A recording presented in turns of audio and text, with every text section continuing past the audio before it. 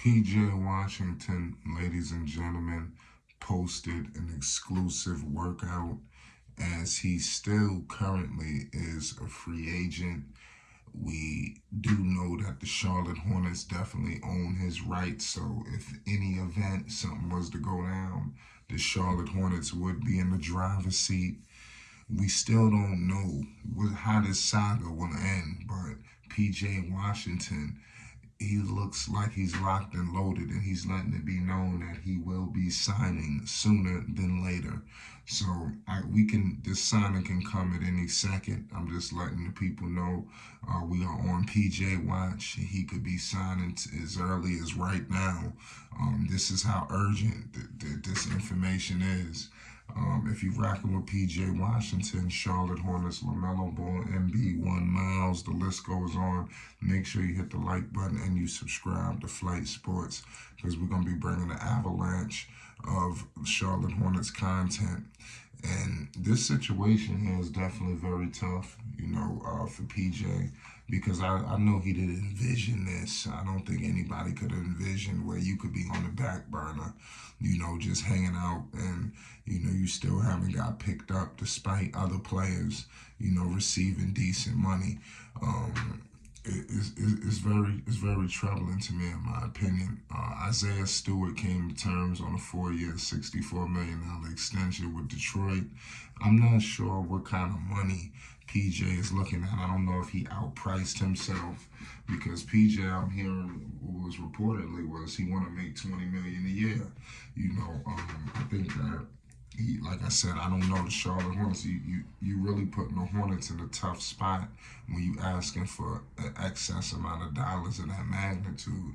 Because if they give you that, what does that leave them for future, moves? You pretty much capped out.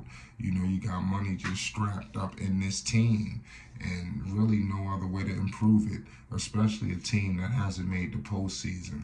I think if the Hornets made the postseason, I think it's a shoe-in to give him the deal, but I think it's a situation where they take the qualifying offer because even if PJ was to sign with a team, clearly it's not the value that he was looking for. So I think it's best for him, Miles, for these guys to take the qualifying offer and revisit this next year, where they will be the Charlotte Hornets will still, have, rights to them and things of that nature. So I think that's something that they should do in their best interest. And I do believe because this workout did take place in Charlotte for the people that are unfamiliar where the workout took place. So the Charlotte Hornets have guys on the roster that want to be there. And I think that's something special, for a team, that's not really a threat. You have him basically wanting to be there. All these guys don't want to leave Charlotte. And should you blame him? He was actually drafted by the Hornets. If you've been living under a rock in the 2019 draft, he was a first-round pick. He went 12th out from the University of Kentucky. Last season, he averaged 15 points per game. He shot 44% from the field. He shot 34% from three, 4 rebounds, 2 assists. I would like to see those rebounds go up, but he's definitely used as a stretch big. He played 73 games this season. That was good. So you clearly see that he was one of the more reliable guys this season just because you had guys out, for legal issues, injuries. This was just a snake-bitten year for the Charlotte Hornets. That's why it resulted in them getting the second pick in the first place. So now it's about sustainability. Can they go over the hump now? Can they take it up a notch? I think that PJ Washington is a part of this young core. I'm going to always continue to echo these statements and let me know what's your thoughts. I believe that he should be able to continue the course and to really be able to see this thing through because we seen the Charlotte Hornets, knock on the door, and the door gets shut.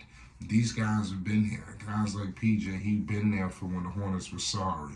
And then now look where they at now, drafting Melo, seeing the team, just get more and more star power around them, more media, more cameras, and now they are on the cusp of getting the team to the playoffs for the first time ever. You got the young talent, you got the veterans, you got Miles coming back. PJ belongs on this roster to see it through. And let me know what's your thoughts in the comment section on that. Does PJ? I know that people might say it's not what you deserve, and I think that he believes so too. I think that he sees this roster because, of course, he would know the roster more than anybody. He's been here, for a while. I think deep down he want to see it through. So you got a lot of things going on where PJ is not getting the money. He didn't get the offers that maybe he envisioned. The Charlotte Hornets probably had a limit where they was trying to go. Clearly, is a holdout going on.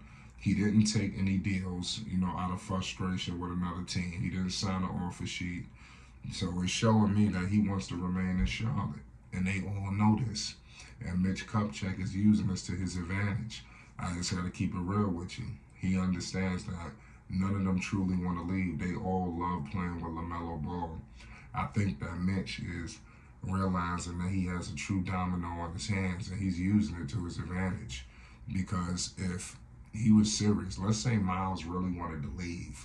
I think if it was no LaMelo, Miles would want to walk out the door. I think if it was no LaMelo, PJ would want to walk out the door. I think if it's no LaMelo, you got the veterans like Terry and maybe even Hayward. Maybe not so much Hayward, but Terry. I think he would have been asked out. But these guys want to stick around. They want to play with Melo. Melo got the vibe. He's giving this team a belief. And they're gonna be a true dominant team.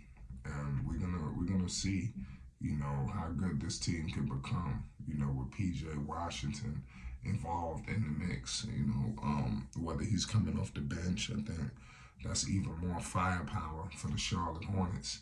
So wherever his role is, it's time to win. I know that they have guys that are young and they're starting to get into veteran leadership, but when you want to win, sacrifices got to be made. It might require PJ to be sixth man of the year. It might require that, and how does he feel? I think if you get PJ coming off the bench along with some of these other pieces, I think you got yourself a solid rotation, and somebody got to sacrifice in order to win. How many sacrifices are these players willing to do? That Melo is sacrificing his game. He's willing to move the ball. He's willing to come off of it and empower other guys. Miles, let's see, will he make sacrifices? Will PJ, who's going to make the sacrifice? We're going to find out. It's Flight Sports TV. PJ Washington is on his way. We're going to figure out where. We're going to be documenting it all. Peace and love.